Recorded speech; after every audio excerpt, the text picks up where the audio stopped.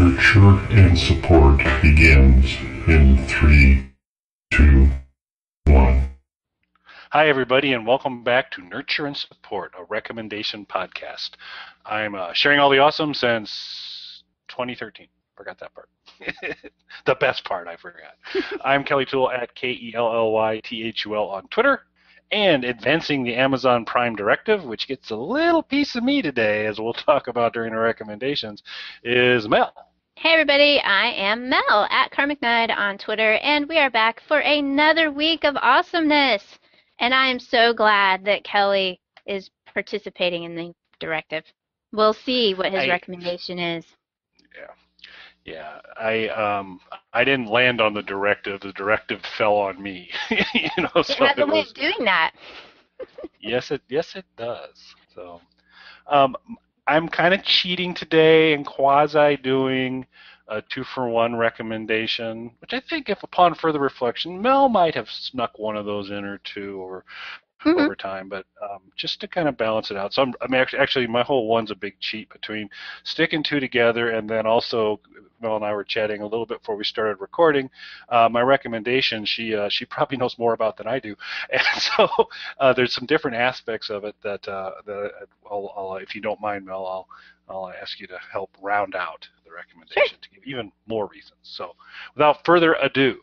And I forgot to mention I have the most awesome social media recommendation ever. Just wait, everybody. It's awesome. You're going to thank me. I can't wait. It's just so exciting. However, all the other recommendations are perfectly fine, too. They're just not as incredibly awesome as my social media recommendation.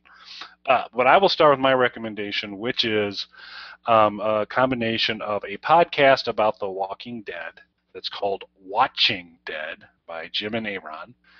They're part of the BaldMove network, so if you do a search on BaldMove, you'll find them, and there are a ton of podcasters on BaldMove.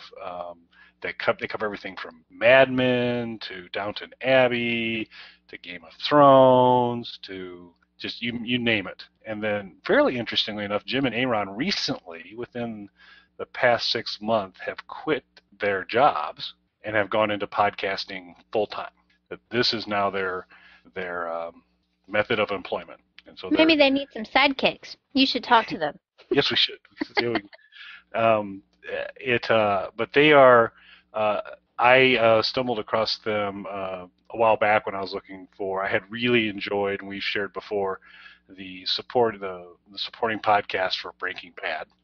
That was done by Vince Gilligan and Kelly Dixon and all that. And so I found if there was a show I really liked and I could find a good podcast with it, it was a nice combo. So I was looking for something, being a big Walking Dead fan. Came across Watching Dead, and I have really enjoyed it. They don't, and this is not a criticism of Chris Hardwick at all, but Talking Dead is a pretty positive show.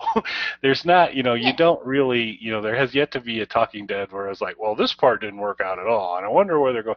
There's not really kind of this is what I liked, this is what I didn't like. It's kind of a cheerleader-ish show. It's still fun, and it's good, and it's enthusiastic. What Jim and Aaron are a little bit more candid about. Critical. There can be moments, and so they were not big fans of the Lizzie character, either how she was written or how she was performed, and they kind of really expressed that quite a bit.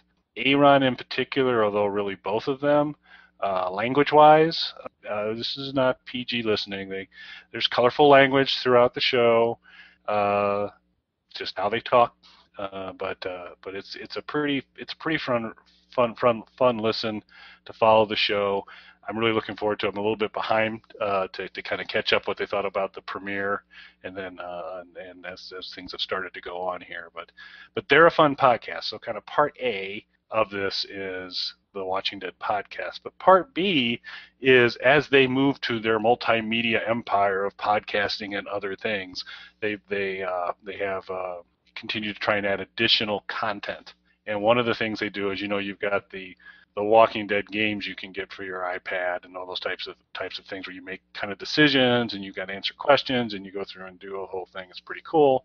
And so what they do every Monday is they broadcast, they do a live stream of them playing these games on an application called Twitch. And so let's pause for a second. So Twitch used to be a pure and noble startup company trying to make people happy. And what's happened to them, Mel? Well, they're still trying to make people happy, only for Amazon. Under the jackbooted thumb of Amazon. Hey. Amazon bought Woot, too, and Woot still makes me happy. Okay. So just because Amazon buys a company doesn't mean that it goes to crap afterwards. So we have hope. So I did not know this was what was going to happen to Twitch when I first found out about it, but they were broadcasting live, so I said, well, this sounds pretty fun. So I pulled the app down. It's free. Set up an account, and it is just and so what kind of second part of my recommendation is Twitch, regardless of who owns it now, even the Prime Directive owns it. But it's a really cool thing, and so I'll talk a little bit up from my side because I'm not a big gamer, and so Twitch is kind of a two-way street. One, if you just want to go in, and by the way, I use it, is I go in and watch Jim and Aaron play these games, the Walking Dead games, and it's awesome because so Jim has played the game before. Aaron never has. But Jim apparently cannot retain anything for longer than 24 hours.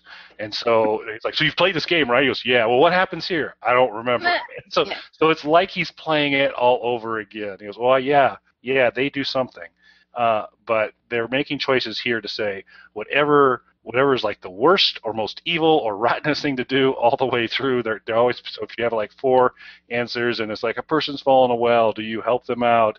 Or do you kick them down? It's like, well, kick them down. They pick all the real jerky ones, and their experience so far is the game goes faster and quicker, and they're more successful if they're a jerk throughout the whole thing. So that was interesting. Are they playing the actual licensed Walking Dead game that they do seasons of? Okay. Yep. And they've kind of stepping through all of those, and then what's really cool for their broadcast is it's not just consuming.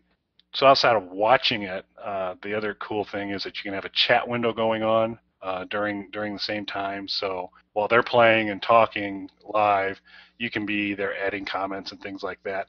And they were playing an episode recently where I'm not sure which version of the game this is, but it's like a whole series of little mini trips. You go to like this board, and there's photos of all these different people, and you pick the different ones, and you kind of go through that adventure. And there was one where they had a picture of the Capitol building. So it was something based in Washington, D.C., and this one, the character was kind of in front of the Capitol building. And they were like, well, so that's the White House, isn't it? And they were actually having a debate. So the Capitol building's being shown, and 2 of the people are absolutely convinced that it's the White House. And the other one's going, oh, I'm not 100% sure. And so meanwhile, I'm there typing, going, it's not the White House, it's the Capitol building.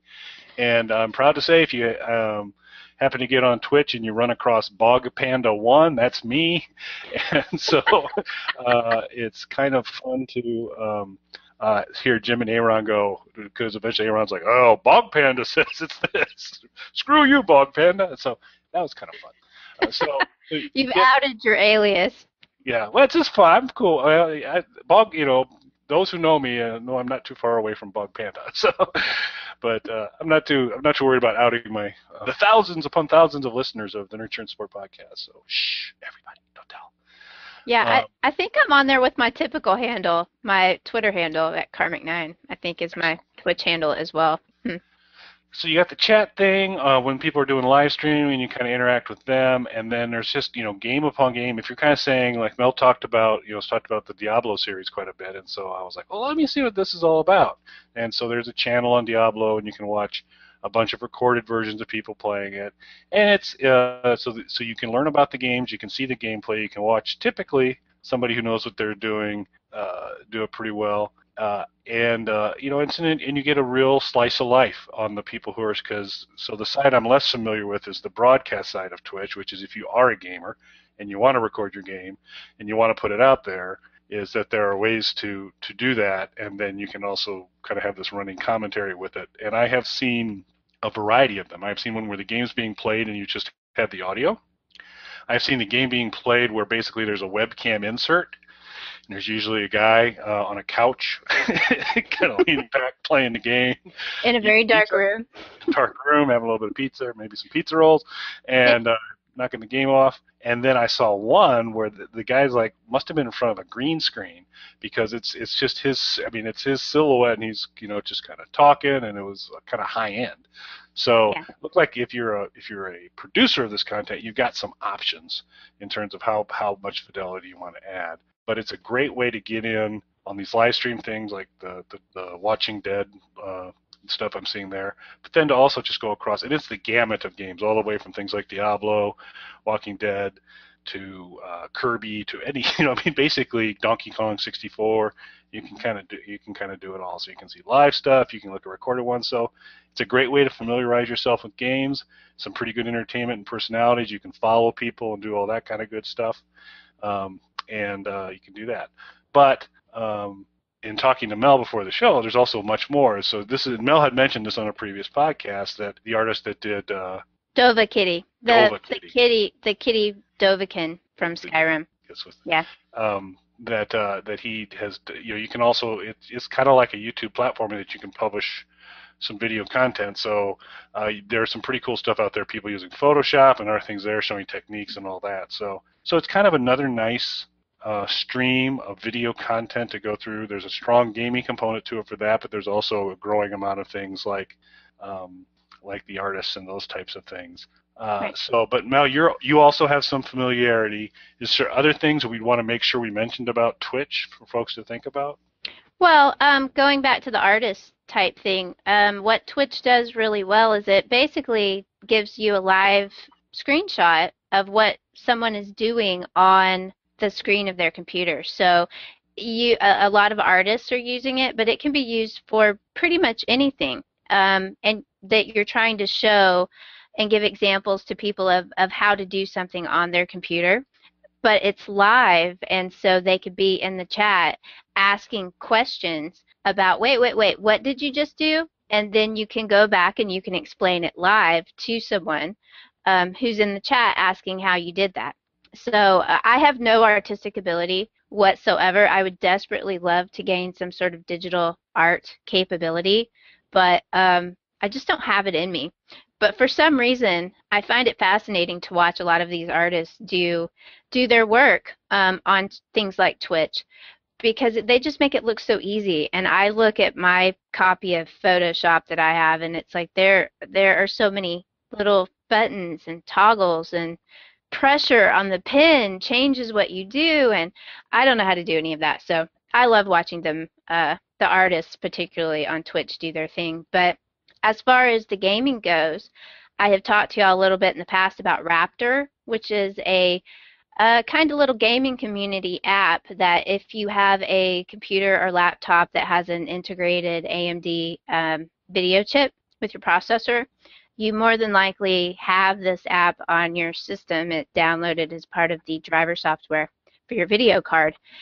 And this is a gaming community that I've talked about before, and they have recently integrated Twitch into the app. So all you have to do is set up a Twitch account, hook it in, and then from within Raptr, you can go through your library of games and automatically start a Twitch live stream within Raptr without having to have any other special software to record your screen. It's all built into Raptr. It takes care of it with the click of a button. You set your settings, and you, like Kelly said, you can either have your camera showing a little square in there that's actually showing a live feed of you overlaid in a corner of your screen of the game that you're playing, or you can just do audio, or you can not do audio at all and just have it be the game.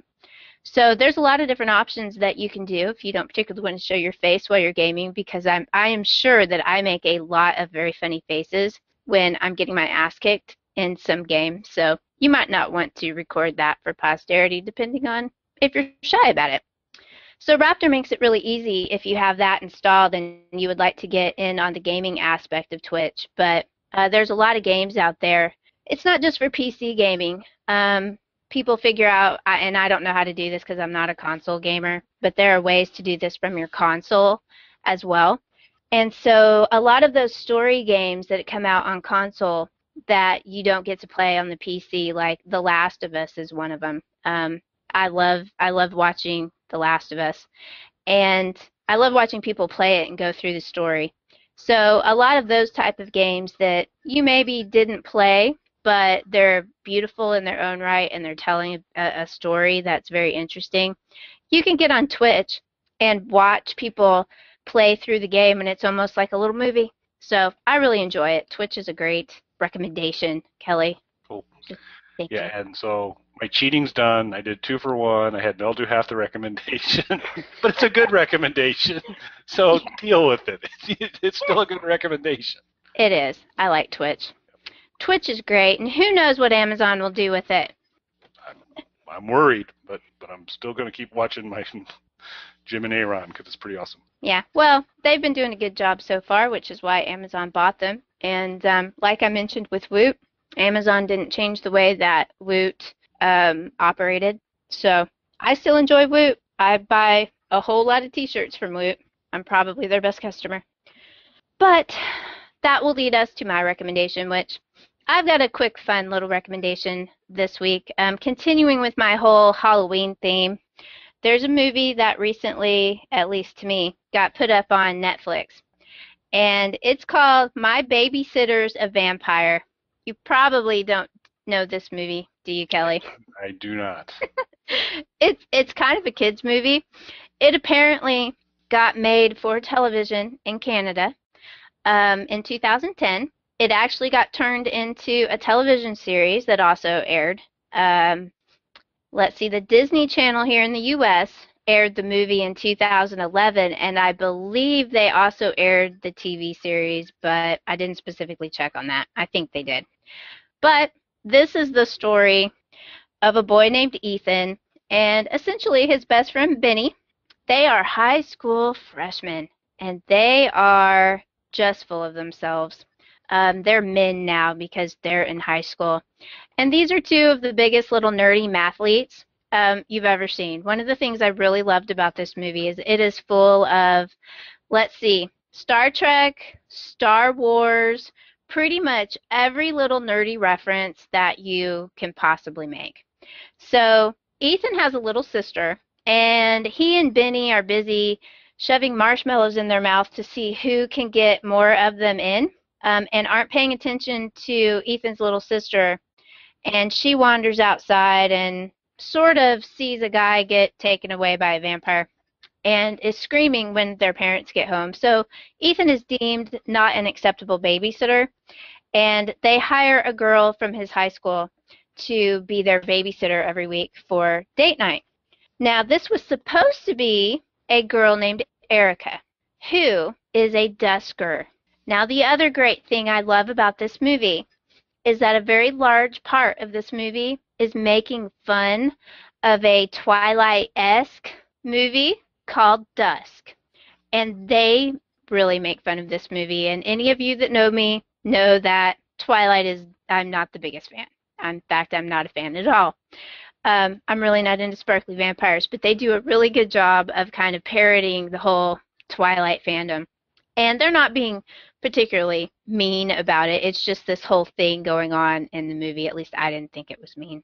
Twilight fans might disagree with me. I thought it was funny. But Erica can't make it.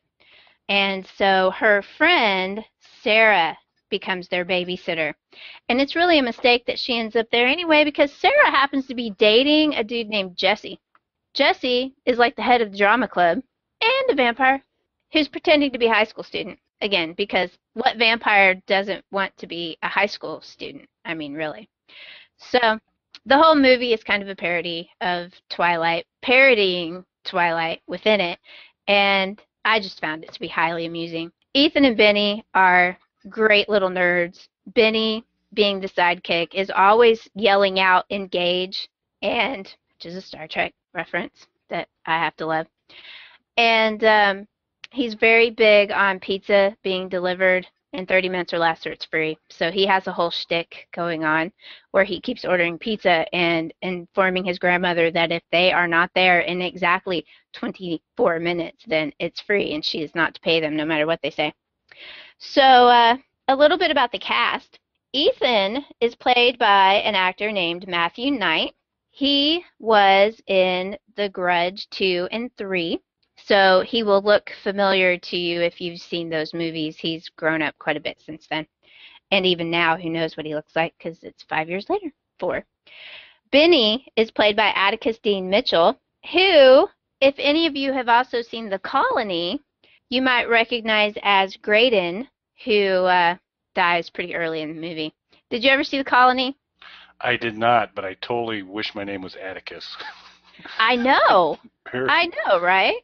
I may have to work on a name change here. The Colony was a fun post-apocalyptic kind of movie with Bill Paxton and Lawrence Fishburne in it. It's also on Netflix if anybody wants to check it out. I enjoyed it. It's not, it's not the greatest, but I enjoyed it because it's post-apocalyptic, and I enjoy almost everything that's post-apocalyptic.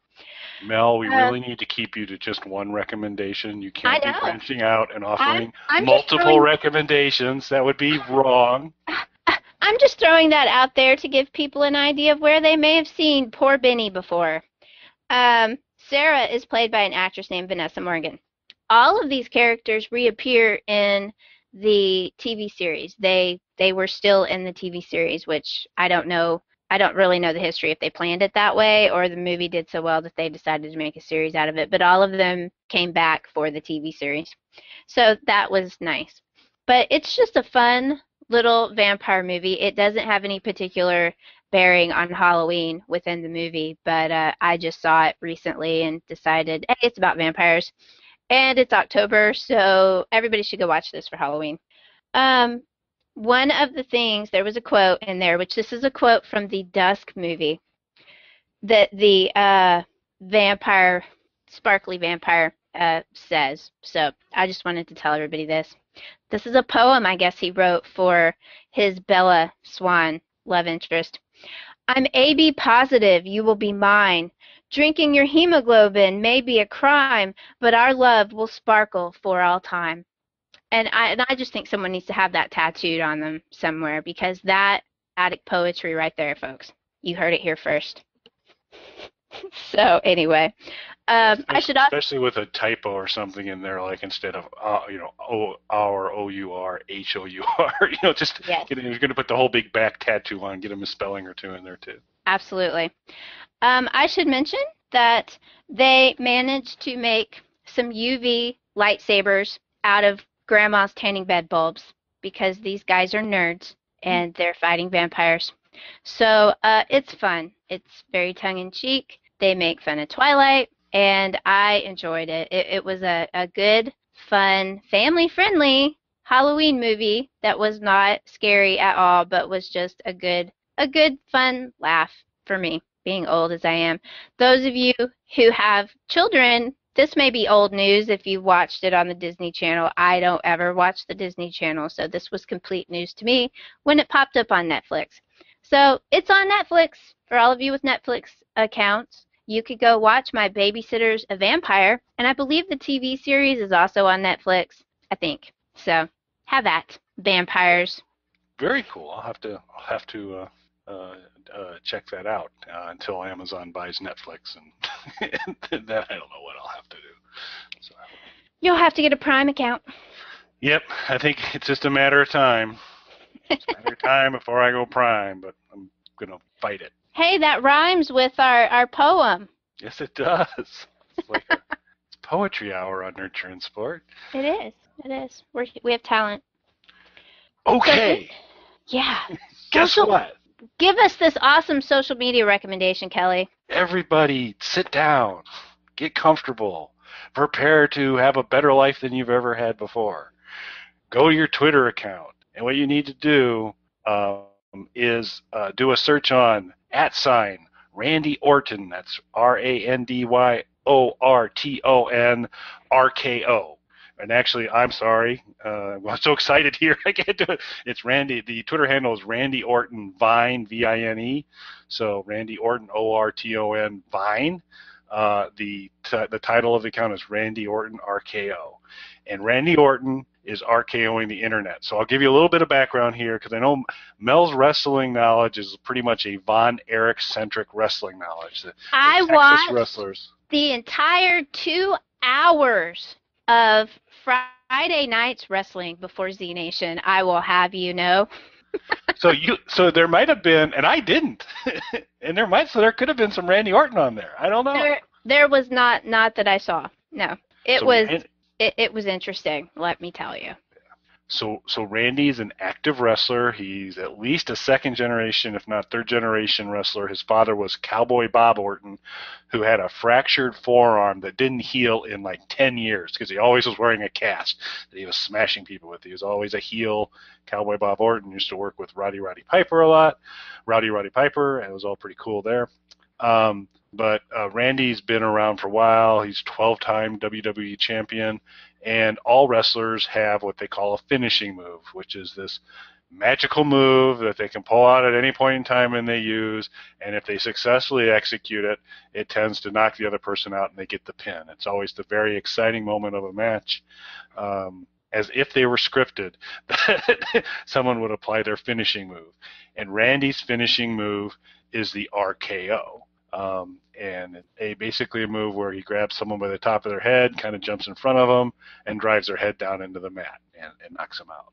Well, Randy is RKOing the internet. So any video you have ever seen of somebody falling or stumbling or tripping, people are taking graphics of Randy Orton and superimposing them on the thing. So it's Randy RKOing all these people.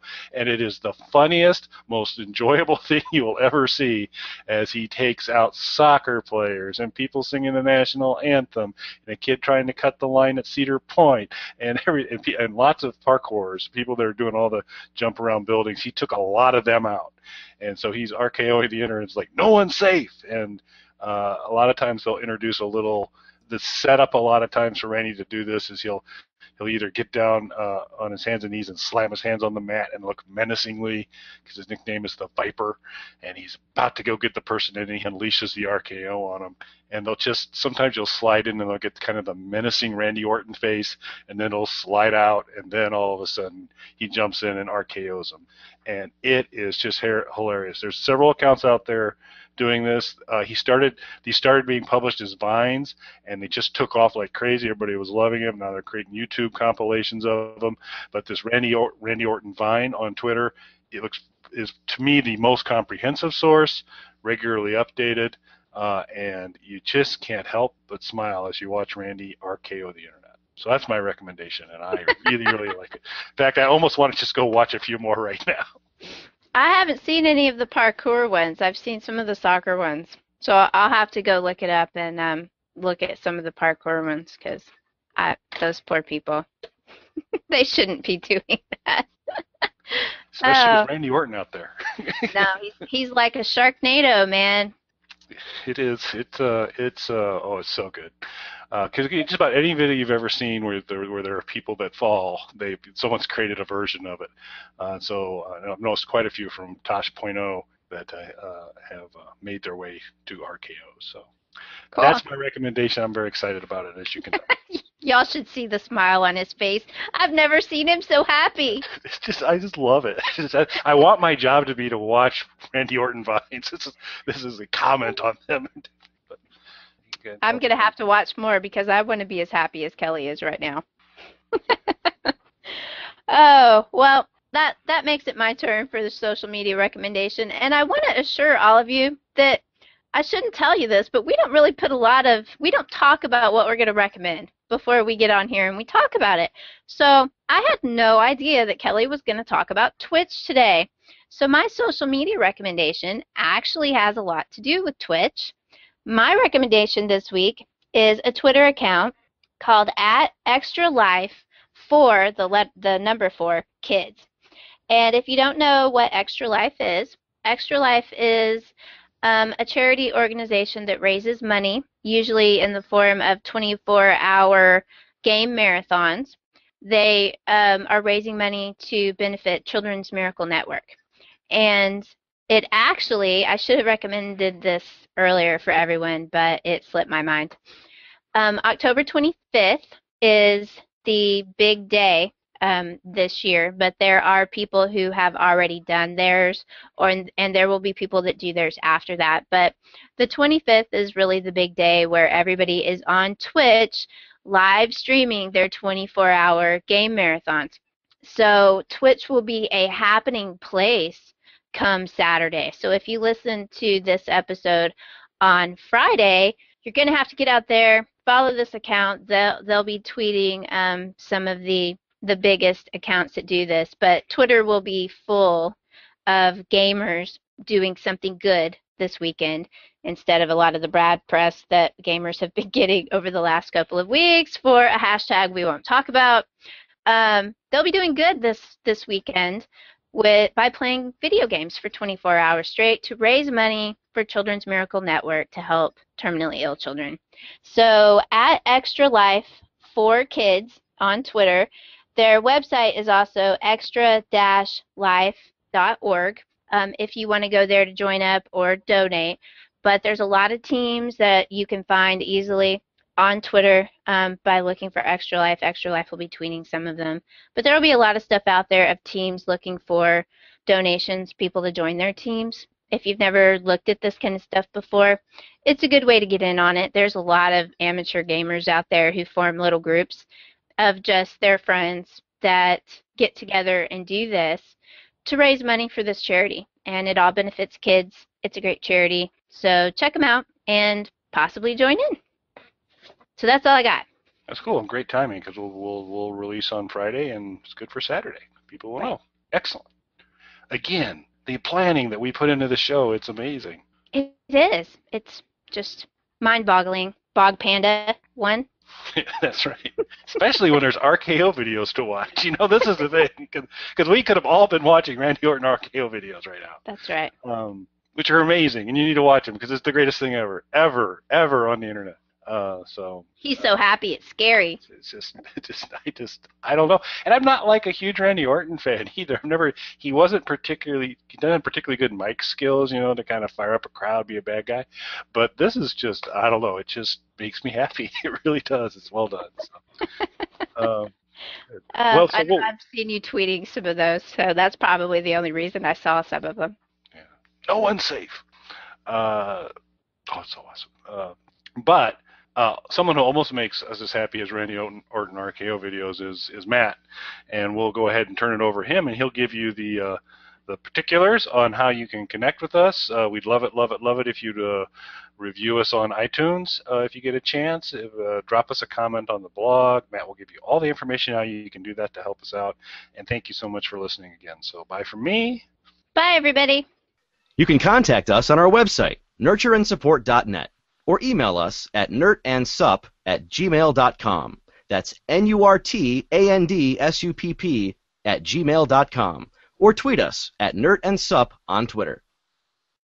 Nurturing and supporting China.